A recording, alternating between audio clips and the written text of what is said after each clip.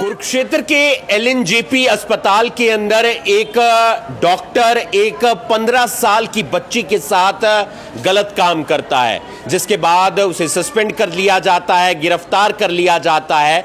लेकिन पिछले दिनों हरियाणा महिला आयोग की अध्यक्ष रेणु भाटिया एलएनजेपी अस्पताल पहुंचती हैं और वहां पर जो मेडिकल स्टाफ था, नर्सेज का स्टाफ था, उन पर जमकर गुस्सा होती हैं, लताड़ लगाती हैं, उन्हें खरी खोटी सुनाती हैं, कुछ ऐसी बातें भी बोलती हैं जिनसे नर्सेज स्टाफ काफ़ी ज़्यादा आहत हो जाता है। उनका कहना है कि उनके मान सम्मान को, उनके आत्मसम्मान को ठेस पहुंची है, जिसके बाद कल कुरुक्षेत्र के अंदर एलएनजेपी अस्पताल में नर्सेज की तरफ से 2 घंटे का पेन डाउन किया जाता है और मांग की जाती है कि रेणु भाटिया माफी मांगे। साथ ही साथ रेणु भाटिया मुर्दाबाद के नारे भी लगाए जाते हैं।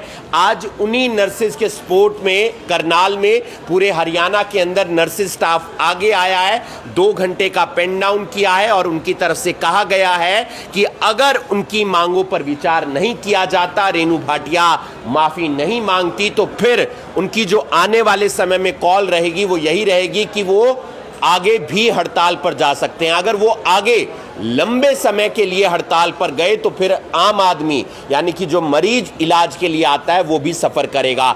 ऐसे में नर्सेज की बात पर भी विचार होना चाहिए और मिलजुल कर एक इस पर फैसला लेना चाहिए।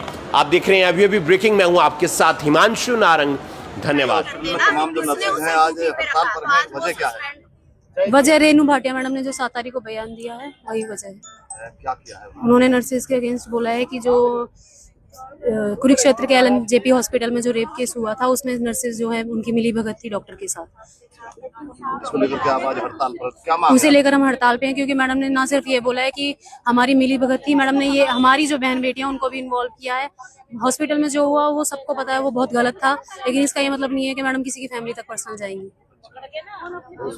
इन्हीं बातों को लेकर के आज आप हड़ताल पर हैं? हाँ जी, हम इसी हड़ताल केवल बीके हॉस्पिटल में है, पूरे हरियाणा में? ये अभी पूरे हरियाणा में है, सेंटर में भी कुछ हॉस्पिटल्स में है, और अगर मैडम सॉरी नहीं बोलती हैं तो ये पूरे देश में भी होगा। यही बात है, केवल खाली मैडम से सॉरी बोलना है? जी, हम यही चाहते हैं कि जो भी जिसने भी गलती की थी उसे सजा मिले, चाहे वो डॉक्टर है या नर्स है। लेकिन मैडम ने जो पर्सनल बयान दिए हैं, जो सारी नर्सों को मैडम ने कहा है कि इनकी मिली भगत है, मैडम उसके लिए सॉरी बोले। तो आगे क्या रणनीति होगी मैम? आगे की रणनीति आज तो 10 से 12 की जो 2 घंटे की पेन डाउन स्ट्राइक थी, आगे की रणनीति हम डिसाइड करेंगे। अभी हमने ऐसा कुछ सोचा नहीं, अगर मैडम सॉरी नहीं बोलती हैं तो स्ट्राइक कंटिन्यू रहेगी। तमाम जो बीके हॉस्पिटल की नर्सें हैं आज हड़ताल पर बैठी हुई हैं, किस वजह को लेकर क्या कुछ मांगे आप? सर, हमारी मांगे हैं कि 7 तारीख को जब रेणु भाटिया जी ने कुरुक्षेत्र का राउंड लिया इंक्वायरी के दौरान एलएनजेपी हॉस्पिटल में, उसके दौरान उन्होंने जो अपशब्द यूज किए हैं हमारी नर्सिंग बहनों के लिए कि ये नर्सिस की मिली भगत है इस रेप में, डॉक्टर का 100 रुपए देना।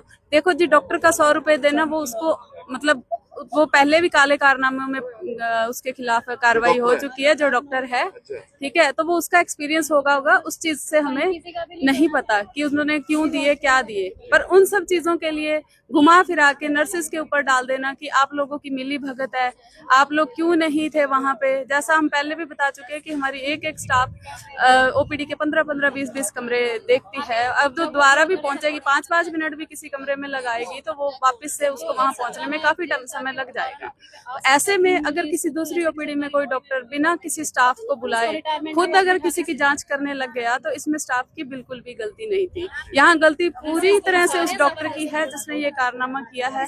उसने क्यों किसी स्टाफ को नहीं बुलाया? स्टाफ नहीं अवेलेबल थी तो किसी हेल्पर को बुलाता, एटलीस्ट किसी एक फीमेल को तो अपने साथ रखता। ये चीज जो हमसे पूछी जा रही है कि फीमेल का वहां होना जरूरी नहीं था क्या, ये चीज उस डॉक्टर से भी पूछी जानी चाहिए थी कि जब आप एग्जामिनेशन कर रहे हो, आप बीइंग अ डॉक्टर, आपको भी इस प्रोटोकॉल का पता होना चाहिए कि मुझे एक फीमेल को बुलाना है। अगर ओपीडी में 200 फीमेल आती हैं तो एक ही फीमेल को या तो पर्टिकुलर वहां लगाया जाए, तभी वो वहीं उपस्थित रह पाएगी उस कमरे में। ठीक है, और अगर नहीं लगाया जाता, वो सब जगह सुपरवाइज कर रही है, तो सर उसको दूसरी जगह पहुंचने में टाइम लगेगा। तो ऐसे में कुछ होना या ना होना और उसके लिए सारा इल्जाम नर्सेस पे डाल देना, ये ठीक नहीं है। ये रेणु भाटिया मैम वो की, आज के लिए या फिर अनिश्चितकालीन है? सर अभी तो सिर्फ 2 घंटे की स्ट्राइक है हमारी, आगे जैसे भी स्टेट हमारा रणनीति तय करेगा उसके अकॉर्डिंग होगी। मतलब जो पेशेंटों को कहीं ना कहीं आपकी वजह से परेशानी हो रही है उसके लिए? सर अभी पेशेंटों की परेशानी के लिए हमने ना हो, इसके लिए हमने इमरजेंसी में हमारे स्टाफ को छोड़ा है। लेबर रूम जो कि क्रिटिकल एरिया हैं, जहाँ पे कभी कुछ भी हो सकता है, ऐसे एरियाज में हमने एक स्टाफ को छोड़ा है ताकि आम लोग परेशान ना हो। हाँ जी, हम इस बात का पूरा ध्यान रखते हैं, नर्सिंग पूरे हित से काम करता है, इसीलिए हमें इन बातों का दुख होता है कि कोई भी कुछ भी इल्जाम लगा के घुमा फिरा के हमारे ऊपर डाल दिया जाता है। और मैडम का हमारी बेटियों के लिए इस तरीके से बोलना कि आपकी बेटी को 15 मिनट के लिए किसी आदमी के साथ छोड़ दूं, ये सरासर गलत था सर। उनको अपने शब्द वापस लेने चाहिए, ये हमारी नर्सिंग कैडर की डिमांड है। शुभ नाम क्या है? मनप्रीत ठीक है, थैंक यू।